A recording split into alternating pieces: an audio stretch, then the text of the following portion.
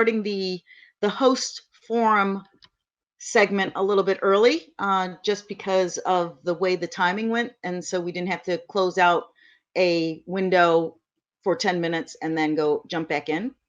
And yeah, I don't know if you caught it, but Colin and I were talking about this a little bit in the green room. How What a coincidence it was that he ended up doing the back to back interviews with Chris Lee and John Webb, and they were, you have, this brain expert and a rocket scientist. So the real brainiacs were coming out to play from the South. I believe Chris was from North Carolina, and I know that John is from Georgia because John is John Webb, my brother, my older brother. And watching that, I was in the background because I had some other things to do because I had been online quite a bit, as you probably know, and it's been pretty exciting to see the it's always interesting to see a relative do their thing, and he does his thing so well. So I was super proud and really got a lot of nuggets as well, and excited about the response that people had. Also loved Chris. I'd never heard of him before. Really interested. What he says resonates. Really important message about mental health of entrepreneurs. He tells a really powerful story. Uh, just, yeah, just two really different topics and two really impressive characters and personalities, rather, not so much characters. That doesn't sound as nice. Um, and it gets me jazzed because, the entrepreneur hotline, here we are doing this thing, and really it makes me feel particularly warm and fuzzy and thrilled because the intention behind it remains strong and is actually presenting itself to be what I was hoping it would be, even in this very tiny, I mean, we're talking minimal viable product with, as my brother mentioned, with a minimal viable team. And it's I hope it's as inspirational to you as it is to me. I am inspired by my team, and I'm inspired by all of the speakers. It's always wonderful to get that really cool perspective, really different perspective, and sometimes not to hear a different perspective, to hear the same thing, but to hear it out of the mouths of other people, that makes it feel safer to be doing this unsafe thing, right? I see Colin in the green room. I see him down in the green room. Colin, come on in. Come on in when you're ready. Um, he's also been going nonstop. He was on fire. Hi, Colin. Hey, just got a bit of rocket fuel, Laurie, after a couple of back-to-back sessions there. Yeah, a little actually rocket fuel and rocket fuel for your brain, right? Yeah. I was just talking about that, how it was funny how you had the two brainiacs back to back from the same area, geographical area. Wonderful to speak to such enlightened individuals, right? Both with entirely different perspectives, but isn't it interesting how a lot of similarities, a lot of about connection, about being in connection with your why and your vision and your drive as an entrepreneur. How these things are the commonalities of the most successful people on the planet, right? Yes, and I think Wonderful. it's what I would say is also super interesting from my perspective is that to think, there's a lot of testosterone in the room, and brain and science and rocket science and all this stuff. That's manly things, right? And the conversation would have been so different 10 years ago, right? Because it would have been more about flexing. Like, I don't think 10, 20 years ago, and I'm making some assumptions here, so this entertain the idea, but I believe most likely Chris wouldn't be sharing the story that he shares with such openness, because that would have been, the way we interpreted, and the way, and even to this day, there's a lot of, when I say the manliness, I say that in jest, but there's a lot of constraints of being able to, the constraints are large for both genders, and going beyond the binary male female genders. There's a lot of constraints involved, but specifically, since it was two men on with you in the last segment, that I love that, because I believe it's because of the zeitgeist. I believe it's the time that we're in. We're in the more feminine values,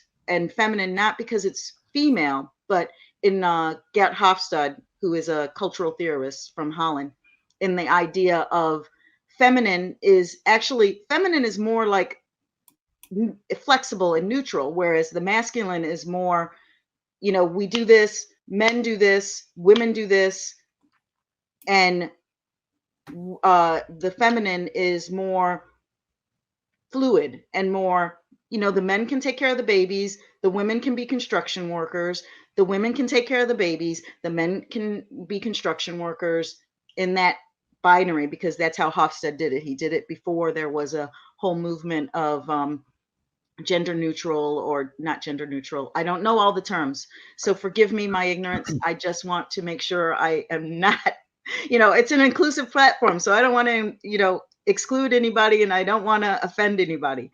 But I don't have the proper vocabulary to identify. So I'm just saying beyond.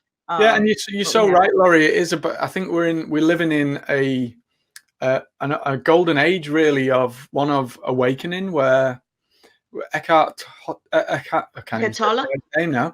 Eckhart Tolle. Yeah, Eckhart Tolle. Not sure how to pronounce it. But well, actually, I was really Miss Sassy Pants coming in here correcting you, like I knew. Oh, right. I don't know. I know how we say it here, right? I assume that that's how we say it, but yeah, right, it's German. Yeah, right. Yeah. So, but I mean, when we talk about this idea of awakening and the consciousness and all of this, I think there is a genuine awakening throughout society. I mean, maybe driven by the virtual connectedness that is mimicking the actual connectedness of everything in the universe, right? And maybe partly driven by the fact that we wear different masks in different guises. I was talking to somebody the other day, and they were on about having different conversations with the same people on different platforms. So talking to a person on Snapchat and having a different conversation with the same person at the same time on another platform about something entirely different, right? This idea of different, the multiplicity of being in this day and age, with technology being what it is. And I think that drives a lot of things that impact our mental well-being, I think, Laurie. Yes. And that to me triggers this necessity now. Everything, necessity is the birth of invention, isn't it? Yes. This necessity birthing a need for us all to be awake, human aware, need. We need to connect. We need, I think, with all of the technology, the pendulum swings. So we need to get back to the nature. We need to get back to our humanness. And I think that's what's coming about, and why I think that it was so refreshing, and that I pointed it out, because especially in the case of, that is my older brother. So from a, just, the age thing, and how I appreciate, his big brain, and all the things that he brings to the table, his skill set and all these things, but also a certain softness that is attached to, some of the values, like, so, we are raised and we have, similar values, but the way that we talk about them and the way that it's integrated, I think, he was speaking about some, he even was talking about Zen, right? And other aspects, which would not have, I've seen him do presentations throughout time, and some of these elements would not have been as relevant, because it's like what you said, like, you know, think of yourself back when you had your earlier company, you know, and when you talk about, you know, it's also funny because in terms of, you know, you talk about the business, the anti-business, right?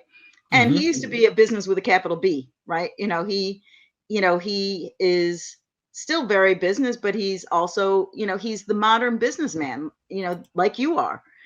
You know, you know how to navigate in the world, you understand how business works, but the definition of business and the importance of business, and not to make the business fit you instead of you fit the business, I think is probably the most um, succinct way to say it. I think before we were trying to fit into the business, you know, even young, I think of young girls, young women, girls in the 80s, right? You know, with the big shoulder pads and the, you know, the power suits. And, you know, in New York, they, you know, they called them yuppies. Did you, you guys had actually another expression, not yuppies. Yeah, we had yuppies as well. Yeah, yuppies. But didn't you call them something else though? Oh, I don't know. I don't know. People who came from like where, like Notting Hill. Yeah, yuppies. It was yuppies. Oh, okay. I thought there was another name. You know, like the with the mobile phone before mobile phones. So busy.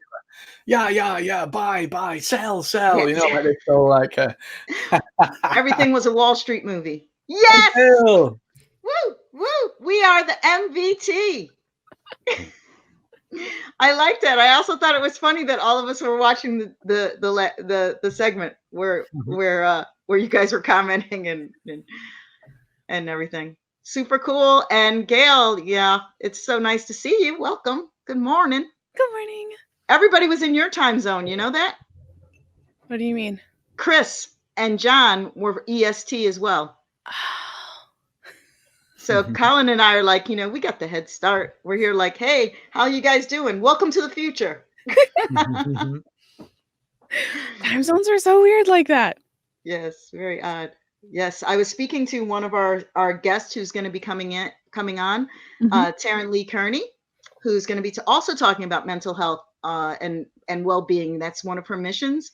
And she just did her first TED Talk like yesterday. And so, you know, we were chatting and she was like, you know, do we have the time, right? Because she's in South Africa. Yes. So I was like, oh no, like, oh, that my brain, South Africa, is that an hour ahead, an hour behind? Like, where are we?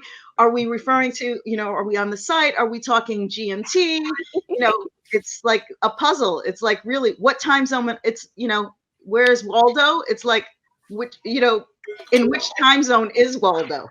Not, you know, what time is it, Waldo? That's what I want to know. And then feet. It's like, I feel like we have like, there's like, I have one arm in one time zone, one of my legs is another time zone. And then anyways. Yeah, it's super, super funny. But I was excited because she was like writing to me and it was so relevant because Chris was on. Yeah. And, you know, I wrote to her, I was like, oh my God, this is your wheelhouse. This is your area. You know, you got to check out, you know, Dr. Chris Lee, you would love him. And then she was like, she got on and she was like, go, like she's a powerhouse. Actually, her company is Boom Shak. Wait, I'm not sure, actually. Get it right. I think her company is Boom Shakalaka. Ooh. Love the she name. Is all about the Boom Shakalaka. Love the name. She's a powerhouse. So I'm super excited. She's going to be coming on Friday. But she was, you know, loving it and, you know, it was resonating. So it feels like it's excited. I kind of prefaced this before you guys came in. I'll reiterate and just, you know, my appreciation and why I'm so jazzed, besides the sleep deprivation and the giddiness that happens from that, is that it gets, you guys can feel it, right? It's electrifying. It's so exciting when we're here and the guests are coming on and you're, you know, it's because I'm a nerd, I'm a geek, and to sit here and talk entrepreneurship and have people come on and blow my mind or expand the possibilities or make me think I can be whatever I want, you know, like and it's also magical in this, you know, unintentional scheduling, I will call it in this particular case, but to think how this last segment, because this is what we're talking about right now, but this last segment back to back with Chris kind of lining people up, open your mind, focus, use your, you have the power to see the vision and be whoever you are, you want to be, and stop playing, the bad tape of I'm not good enough, I suck, and tapping into that and like, okay, well, maybe you weren't good enough then, but actually it wasn't because you weren't good enough. It's because Jack was jealous and he just told you weren't good enough, but really you were great, right? Okay, that was like it's smashing down those negative beliefs, actually those limiting and false beliefs oftentimes as well, because the way that the lens that through which we see the world isn't the way the world actually is. It's just the way that we perceive it through that lens, right? Exactly. And I think to kind of set up in this entrepreneur hotline, in this empowering entrepreneurs and giving them, agency is my favorite word to use. And that is to kind of line them up, get them psychologically, kind of get them ready. And then, then when John came in and was coming, giving some practical, talking about certain things that, mindset things as well, but saying, well, okay, now that you believe you can do it, then how do you get out there and talk to people who might be able to help you do it? Very interesting. Wonderful. Amen. Yes. Yeah. Hallelujah. Preaching to the choir. Where are they going? Woo! So cool. So what's coming up this afternoon, Laurie? What have we got in store? We got Gail and Coach Jenny. And Geraldine B. Thomas. So it's actually, oh my goodness. Yeah, so it was like these two men who came on and were like spreading the joy and the energy and the brilliance. And we have two women coming on spreading the joy and the brilliance and the energy. Wonderful. I don't know that much about Coach Jenny. I believe she is from Blab. I did. I met Coach Jenny on Blab. See, I remembered. So I remembered she was a blabber, and I remembered that our esteemed co-host Gail loves her and is super excited about her. And then after that, in terms of Geraldine, I do not know her. I met her through this LinkedIn. Colin, Gail and I talked about this yesterday. I actually ended up speaking about her quite a bit because she has something called Smart Partner for women. What's that, Laurie? It's Geraldine B. Thomas. And so she has this Smart Partner with women, Smart Partner Women and Grow Rich. And so she's leveraging LinkedIn by trying 1 million pitch, like she's leveraging the amount of women. 259 million women are on LinkedIn. Wow. And so she's leveraging that, and she's doing something also creative and cool. Like we're doing the entrepreneur hotline and opening up and doing talks and being available for live coaching. And she's taking LinkedIn, the platform, leveraging that you have all of these women on the platform, mentors, mentees, and she's matching them and she's allowing for them to do pitches. And so they're doing there's a paid model for it. There's so if you want to get involved, I had looked into it a bit further, but to, manage it, as we know, it takes energy and time and resources. But this idea that I'm super stoked about the idea, because I love to see when people are applying things in a new way. And the idea, because almost every time I hear anything about a pitch competition, it's some location, or, if it's not, an inflated version of like a TV media hype version, then it is, at a school or at a venue, and it's, a lot of people in the room, and, it's kind of the same format, the same kind of style. And I think what's so great is that it has an expansive reach like this, because you can do it 24/7. You can contact people and then set up those times in the different time zones and have a chance to do something fun.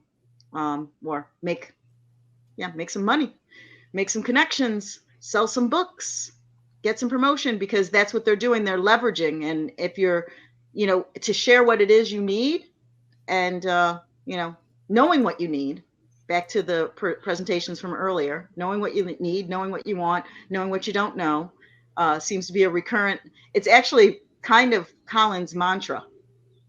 He loves to say that. Colin has a few keywords. Now we're playing, make some jokes and have a little bit of fun. Have a little bit of fun. Can you say that, Colin? A little bit of fun. Yeah. Yeah. I love it. I love it when my American friends do a Northern English accent. It makes me chuckle. Yeah, it might be good when they actually can do it. It doesn't make you cringe just a little bit? No, it makes me smile. It makes me smile. I like it. Yeah. I like it. It sounds so strange to hear it, right? When one can't do it, but I just love it. I do it because I do it out of love and joy, and it makes me feel happy to it's like, yeah, it's fun. But the sayings, you notice there's certain things that we all, there are, I guess, I don't know, for some reason this popped into my head, but do you know what a tell is? Yeah, in body language or poker, you mean? Yeah. Yes, exactly. Right. So it's like a tell. It's like we have our giveaways. These certain idiosyncrasies. Thank you. Yeah. You're welcome. Oh, Gail, for the car and the trip to New York. That was the word. That was like a buzzer, the way that came out of your mouth. You were like getting ready to drink. Idiosyncrasies? Idiosyncrasies for $1,000.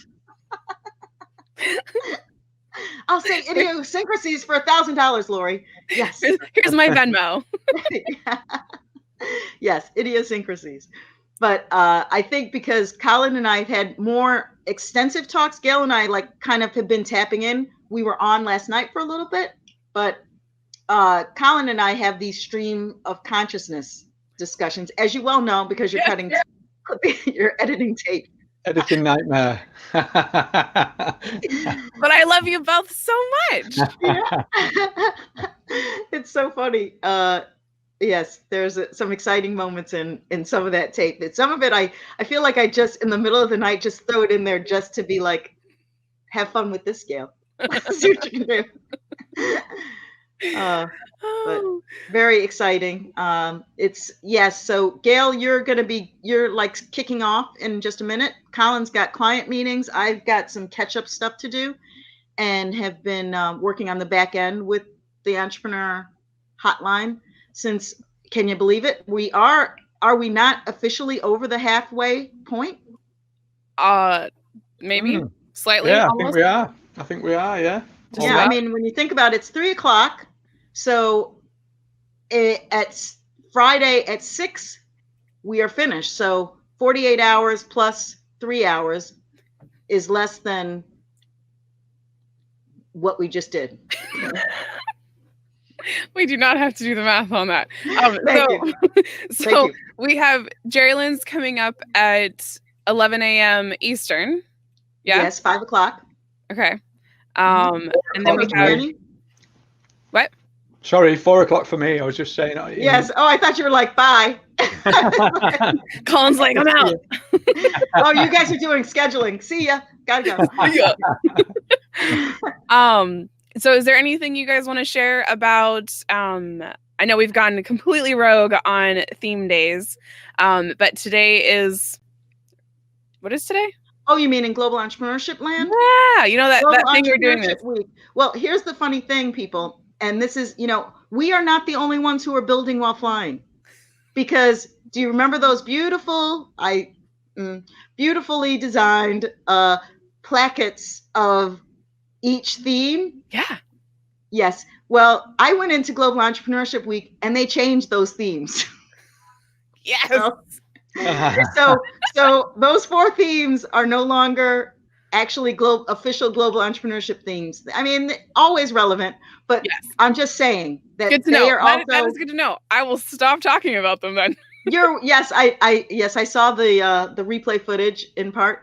Yeah. It's still relevant because this is, I also, just so you know, and this is, in a way, this is the part where we're having a little bit of a behind the scenes of the entrepreneur hotline host communication and ideas and brains. And in the middle of the night, I decided to do an exercise in essentially how it would feel as integrating this. We talked about this earlier, but a newscast element. Yeah. So I was doing a little bit of and today in Global Entrepreneurship Week news, right? Basically that kind of style, except for I endeavored into what I thought was going to be a short article. It's not. That continues on. And because I was so giddy, because I think I decided to read it around 2 a.m., I decided also that it could be add a layer of interest and could be a teaching moment in that things, always thinking, what can entrepreneurs, how could this be more than just news to let people know what's happening and this document that the GEW put out. But okay, as I'm reading it, I could also be sharing with them this idea of, how you are actually presenting on camera and how you're using your voice. And so I was, from doing voiceover work, because I was stumbling over the words and I couldn't read it and the sentences were quite long. And I was like trying to explain. So I was like, at one point I was like deconstructing. Okay. And so take 2. And as a good idea, you clap. Because when you're reviewing the audio, it will show a spike. And so the person who's editing will be able to easily edit that. Did you know that, Colin? I did, yeah. We need to remember that one for Gail, don't we, Gail? Yeah, that's what I was thinking. Little double clap. Yeah, just something loud, or wait and don't say anything. Or, throw up the banner and say, taking questions, like, there's different ways we can do like breaks of silence. Those are really good because those are really visual. So this is really great pieces for entrepreneurs that are watching. If you're just starting in video or audio, take what Lori said and apply it to what you're doing. So when you do your Facebook Lives, if you remember to pause just momentarily, not enough so that it's dead air, but so that you can see a gap, or the person who's doing the editing for you can see the gap, it's certainly very helpful. Yeah, absolutely. I mean, that's a whole, a longer discussion, but really key things is also that when you're speaking and you get nervous, and especially when you're reading something. And so I actually even express this idea, this concept that we know, because all of us do this and are used to live streaming and speaking and working in the medium. But what happens is that as a writer, writing is different because you're writing for the eye, right? That's when unless you are, of course, a screenplay writer or a speech writer. But there are different modalities, there are different types of writing, and there's different types of of performing and delivery and types of speech and all of these kind of things. And as an entrepreneur, it would behoove you to understand the difference and actually understand really understand the difference sooner than later, because especially we were just talking about like trying to get money. If you're in that area, if you're in the zone of you're trying to get money and you're doing pitches and you want to write down, you try to script it. And that is deadly, because you will write down things, and then especially if you are not the funny thing is also Chris even talked about how more people are afraid of dying. That is a very popular, everybody knows, not everybody knows it, but a lot of people know that people are more afraid of speaking than dying, right? Or maybe they're afraid of dying, and then number 2 is they're afraid of speaking. But I had heard that actually it was people are more afraid of doing public speaking than of actually dying. And just as a caveat, at one point I was saying I would love, doing a course on public speaking, and I will go out and grab you in a chokehold and test that theory. You better get consent first and have everyone sign waivers. I would grab somebody I knew, but just to illustrate the point that how unreasonable fear is, and how that seriously, you're so nervous, you think it's worse, and then sometimes we get nervous about something we think is worse until we're confronted with it, and then we realize, actually, yeah, okay, yeah, I'll get on stage. I'm ready now. I'm ready. So really understanding that when you're reading something, you kind of have to scan it ahead of time so that you can read it and it has a flow. Otherwise, you will read for the eye instead of reading for the ear. There we go. I like it. I can feel a segment coming on here, Laurie. I can feel a segment coming on here. Yeah, I was like, oh, I don't know what happened. Technical difficulties. You guys are gone. I don't know what happened. Oh, wonderful, wonderful. Off to the races, guys, I need to make an exit because I've got to get ready for my 2:30 session. But have a wonderful afternoon, and it's been an absolute pleasure. I'll see you guys on the live end. Yep. Yes. Bye, Colin. Love it. Thanks, Colin. Have a great one.